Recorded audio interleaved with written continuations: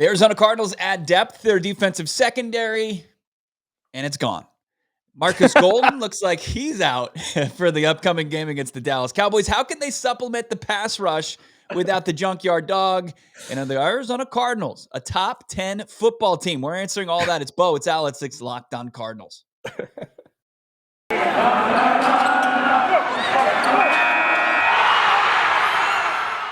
You are Locked On Cardinals, your daily Arizona Cardinals podcast. Part of the Locked On Podcast Network. Your team every day.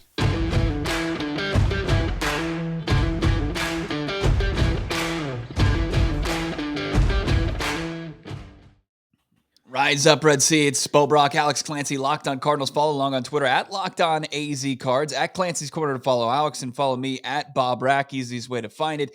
Thank you for making this podcast your first listen each and every day. Little behind the velvet rope, behind the scenes, we recorded our crossover episode with Marcus Mosher. I can't wait for you guys to hear that episode.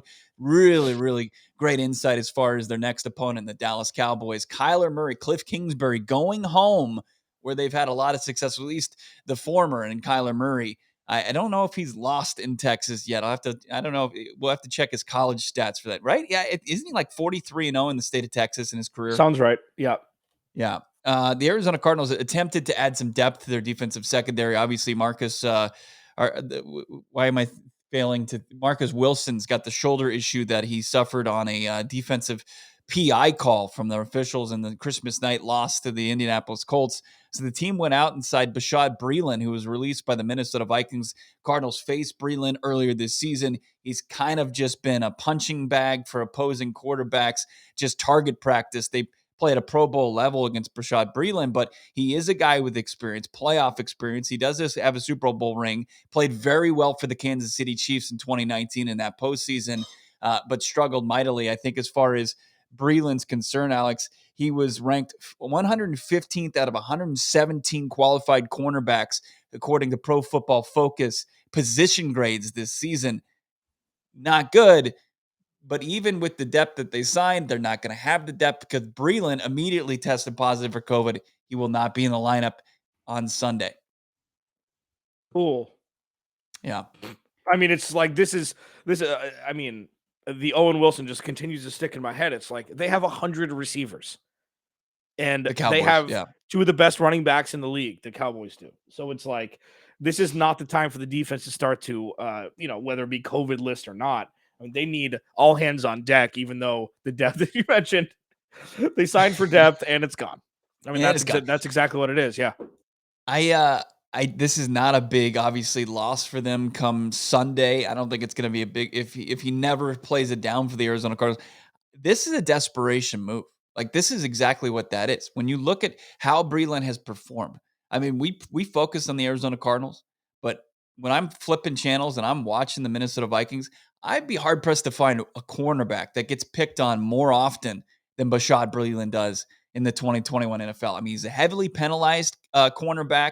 He's got 6 PI penalties this season. That's 12th in the NFL. Quarterbacks have 112 passer rating when targeting Bashaud Breeland.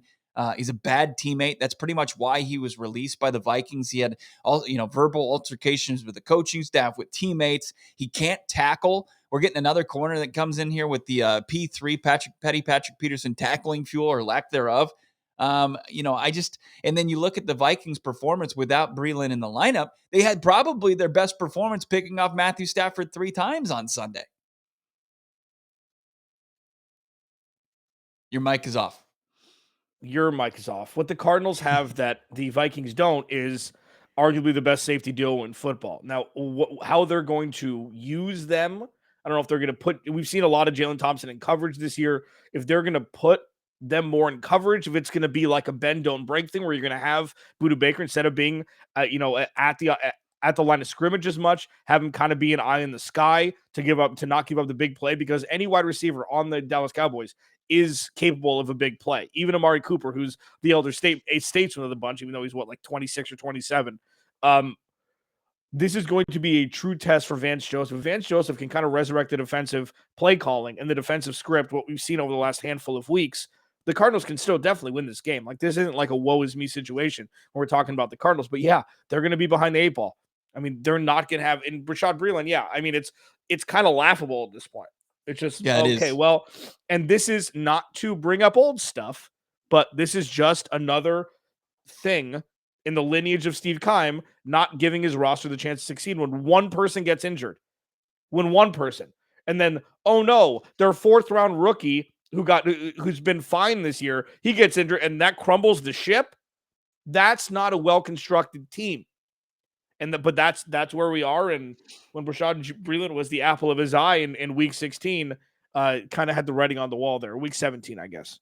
Yeah, it's obviously you wouldn't go back and say, "Hey, don't pull the trade for Zach Ertz." Ertz has been solid for the Arizona Cardinals, but Tate Gowan, be interesting to see what he would bring to the table. Yeah. One of the 2 corners that they drafted, can a guy like James Wiggins, who primarily played safety and thrived in special teams, could he be a guy that they elevate? Kevin Peterson is a guy that we might see again with Breeland not being able to get on the field. Antonio Hamilton is a guy that's stepped in, but like he's like a CB5, CB6, and he'd be thrust into CB2 role for the Arizona Cardinals against probably the best receiving core in the NFL against the Dallas Cowboys. Now, it doesn't change things. This is something that we were kind of pounding the table for in the beginning of the season. Look, if you want to elevate a questionable defensive secondary, you have to be special in the front 7. Arizona Cardinals are going to be missing a key member, likely, of their front 7, their pass rush, Markus Golden. How can they supplement the pass rush? Alex and I have some ideas on that against Dak Prescott and the Dallas Cowboys offensive line. We'll get into that conversation. Plus, are the Arizona Cardinals a top 10 football team? We're not talking top 10, though. I'm so pumped to tell you about the number 1 tasting protein bar on the planet. It's a new year. It means New Year's resolutions. And if yours is getting fit or eating healthier, make sure Built Bar is a part of your plan. It's a secret weapon as far as that goes. Built Bar is the protein bar that tastes like a candy bar, maybe even better than a candy bar. They were doing blind taste tests. This is inside information from Alex Clancy he got from our boys over at Built Bar. They were doing blind taste tests with candy bars, actual candy bars and Built Bars, and people were actually they like the Built Bar better. Built Bar makes it easier to stick to your resolution because it tastes so good and you'll want to eat it. Unlike protein bars, which can be chalky, waxy, taste like a chemical spill, you want to eat healthy and it gets boring. Like by week 3, you're like, I can't eat chicken and rice one more time and then have this chalky tasting protein bar, or as they said, tasting like a chemical spill. Built Bars usually have 130 calories, 4 grams of sugar, 4 grams of net carbs, and that muscle packing protein, 17 grams at least of that protein. Here's an idea for the new year. Go get your secret treat stashes at home, in the pantry, at the office, in the car, whenever, and throw out those sugary, calorie-filled treats and replace them with Built Bars. Go to the website right now. Save yourself some cash in the new year as well. Go to built.com. Use the promo code LOCKED15 to get 15% off your order. That's using the promo code LOCKED15 for 15% off at built.com. I mean, 2021 has been a banner year for Locked On Cardinals. We're so thankful, so grateful for everybody that tunes in to this podcast, watches the new YouTube channel. If you haven't subscribed yet, check it out. Subscribe, hit a like on this video. We appreciate it. But 2021 has just been an absolutely tremendous success for this podcast, and it's all made possible by the listener, the viewer. Thank you so much from Alex and myself. 2021's been great. 2022 is going to be even better, and it's all thanks to you. Thanks for making us your first listen each and every day. Locked On Cardinals. Follow along on Twitter. We see everybody that's interacting on social media. It's been a fun kind of family dinner table type atmosphere during the holidays with polarizing subjects like Cliff Kingsbury. Should he be the Arizona Cardinals head coach or not going forward? We'll digress on that conversation right now because Markus Golden is now on the COVID reserve list, tested positive, and the Cardinals likely will be without their second best pass rusher. Some people would say, statistically, he's their best pass rusher. The duo of Chandler Jones off the edge, no duo has more sacks than the 20 and a half that they've racked up. Alex, we know how good Dak Prescott is against pressure and in the face of the blitz. But when you just have your normal edge rushers and you're down one of them, how do you supplement that pass rush without Markus Golden potentially? I don't know. I mean, you I've got said an we had idea. answers. I don't know. I I've mean, got an idea. see, the problem is well, first of all, what I pound the table. My answer is find the milk carton that Zaven Collins is on. Number one, Yep. find the milk carton that Isaiah Simmons is on. Bring them in and be like, hey, gentlemen, you're like 45 years old combined. Okay. What we're going to do here, you see that guy number 4? Go hit him. That's it. Those are their jobs. And I know that Zaven Collins is a little bit better in coverage. What do you have to lose at this point? You know, I mean, Zach Skywalker Walker is going to be the guy. Like I'm imploring Vance Joseph not to be a hard ass and play his kids. Just play him. Because at this point, you're grouped in with Cliff. And you're going to be the scapegoat. Vance Joseph will be the scapegoat if something goes horribly wrong in a playoff game. It ain't going to be Cliff. So you may as well take the apple of Steve Keim's eye at 16 overall and either show him that he was right or show him that he was dead wrong. Can I steal yours? No, yeah, I completely agree. It's Zaven Collins, it's Isaiah Simmons who have fallen out of favor as far as, playing the inside linebacker position. And you look across the field, and the Dallas Cowboys were not afraid to kind of take their prized first-round pick, Micah Parsons, take him out of his position and have him just strictly rush the passer. It was a tremendous success. Parsons has emerged as not only a defensive rookie of the year candidate, but maybe even a defensive player of the year candidate. I'm not saying Zaven Collins, Isaiah Simmons are going to have the same success, but if you just narrow their focus and say, like you said, get after the quarterback, their athleticism on a few downs may just override, where they could make mistakes. I mean, there's not a ton of mistakes that you can make off the edge. There's a ton of mistakes you can make in the middle of the field playing the inside linebacker position. If you narrow their focus, a guy like Zaven Collins, you looked at his pass rush opportunities in college, very successful. He played like 51 snaps off the edge for Tulsa, and he racked up 4 snaps. He had a 90-plus pass rush grade. He had success. We know that Isaiah Simmons had success getting to opposing quarterbacks at Clemson. If they're not going to be in the middle of the field, if they're not going to be playing the Mike and the Mo linebacker, rush the passer, create a rotation. It's got to be a Dennis Gardeck game. We have 0 sacks from Dennis Gardeck. We have 0 sacks from a guy in Devon Kennard. That's unacceptable. If you get a rotation, you've got Chandler Jones, but then you have a rotation of Zaven Collins, Isaiah Simmons, Dennis Gardeck, and Devon Kennard, you got to imagine some of those guys are going to have some success getting to the quarterback, especially with the speed and athleticism that Simmons and Zaven Collins possess. Got to get creative, especially, all teams are forced to do it. I mentioned Dallas. They did it. They weren't reluctant to do it. They put, this absolute just uber athlete in Micah Parsons in that position, and he thrived. Why? We haven't seen it. Do it. Just see what it looks like. What do you have to lose? Yeah, no, agreed. And unfortunately, the only other option is you ask Vance Joseph what he has to lose, and now he's going to say his job. Yeah. So it's like, well, I mean, but I agree with you. Like, all joking aside, yeah, what's the worst that could happen? The problem is, legitimately, what's the worst that could happen? I mean, here's the thing. Like, what I think, and it's just a microcosm of it all, is like I think about the play on 3rd down, Christmas night against Indianapolis. They brought 0 pressure.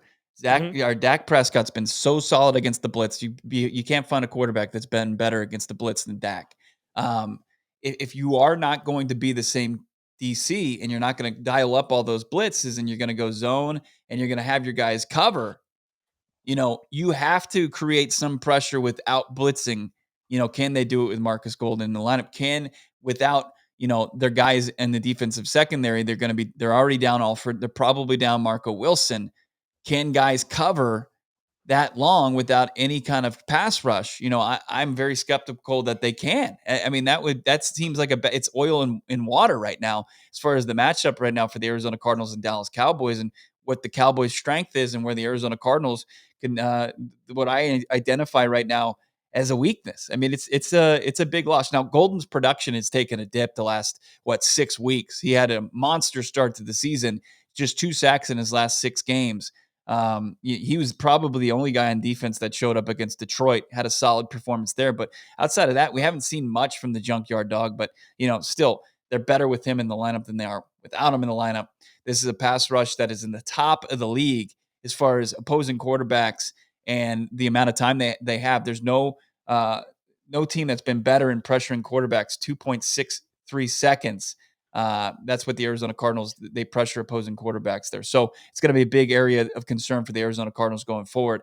Let's get into this, though. Are the Arizona Cardinals, I think that a lot of people would say an emphatic no. Are they a top 10 NFL team in the league as of right now? Let's get into that debate here on Locked On Cardinals. Brack, Alex Clancy, Locked On Cardinals, hanging out with you on a Wednesday episode, and we're just a couple days away from it. We're talking about the college football playoff. Make sure to check out the Ultimate College Football Playoff Preview 2021. Local experts, betting advice, draft analysis. The most comprehensive college football playoff preview begins live on.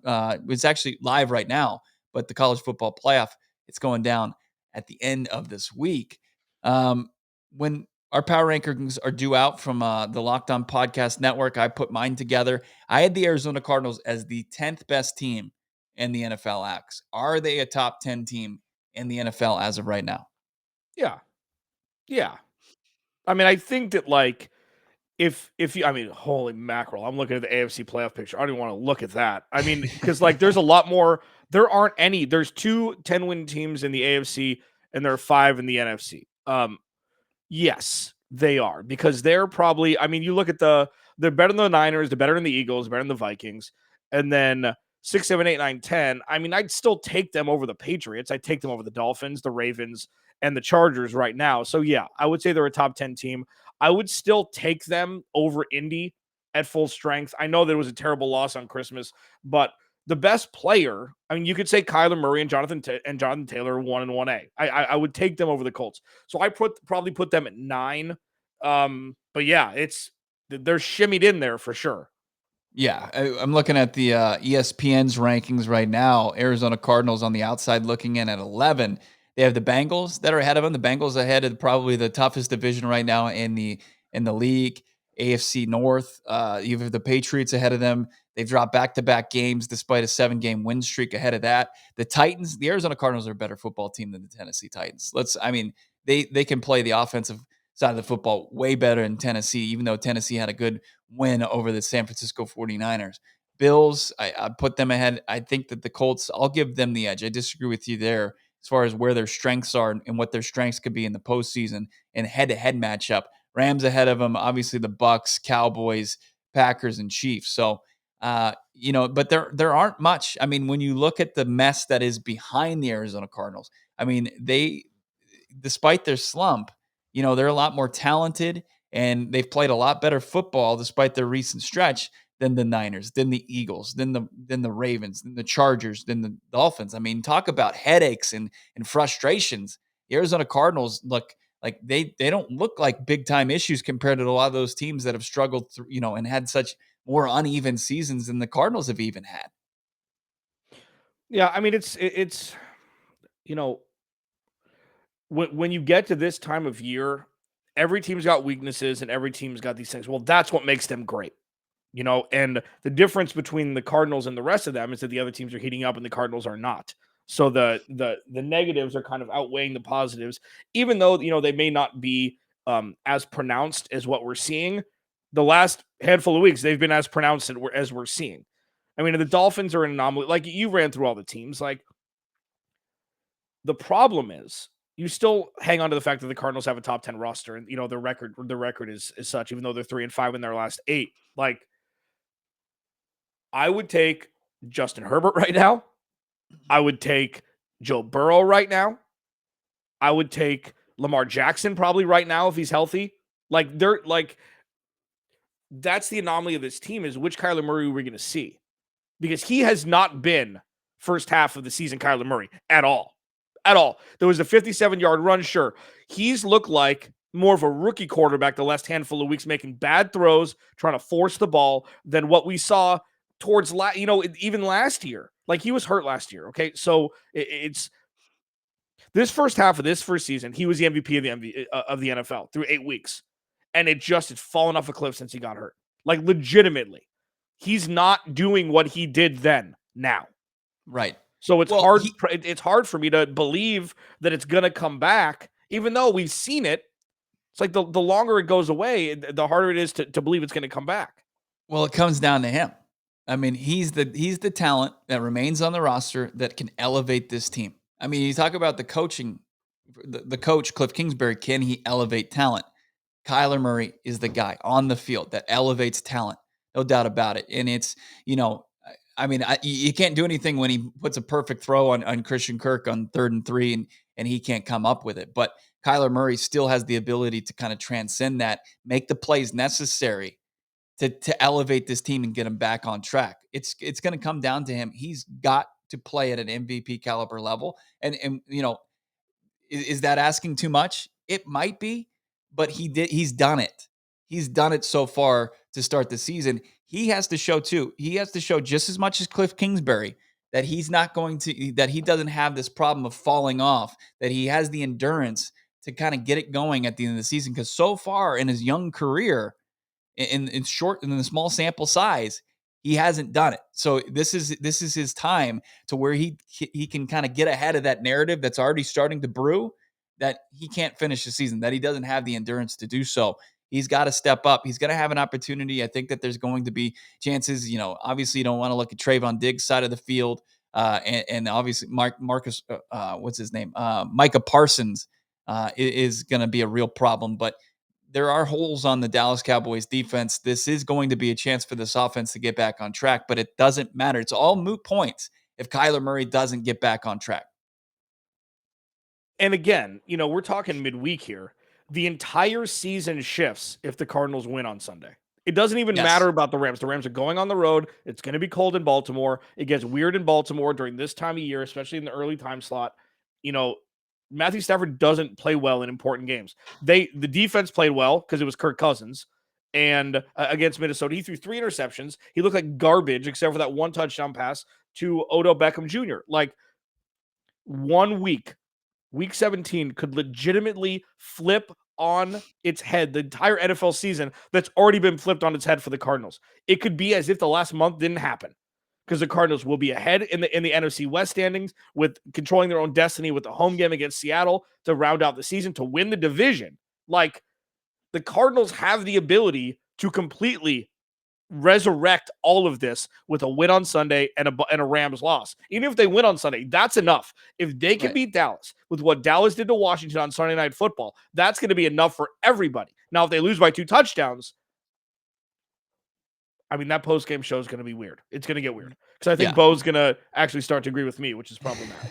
That makes me sick to my stomach. I just got nauseous. But they do have the ability to pull Lloyd Christmas and then trade a sheepdog van for a moped and completely redeem themselves. They could totally redeem themselves. How do you not? We've watched that movie 100 times each. Know the line. Where did you get that? Yeah, the Arizona Cardinals can do that on Sunday against the Dallas Cowboys. Trade up that sheepdog van for that moped and totally redeem themselves. I apologize. We got Marcus Mosher, Locked On Cowboys tomorrow. Just an absolute fantasy football fiend. We got to figure out how many leagues this guy's in. An absurd amount, I assume. Probably just drop your jaw to the floor. Plus some big time questions that we need answered about this Cowboys team. Can't wait to hear Markus Mosher on our crossover Thursday edition here on Locked On Cardinals. Follow along on Twitter at Locked On AZCards. Follow Alex at Clancy's Corner. Follow me at Bob Brock. And have a great rest of your Wednesday. We'll talk to you on a crossover Thursday. Thanks for making Locked On Cardinals your first listen. Now make Locked On Bets your second listen with your boy Q and Lee Sterling. Talk to you soon.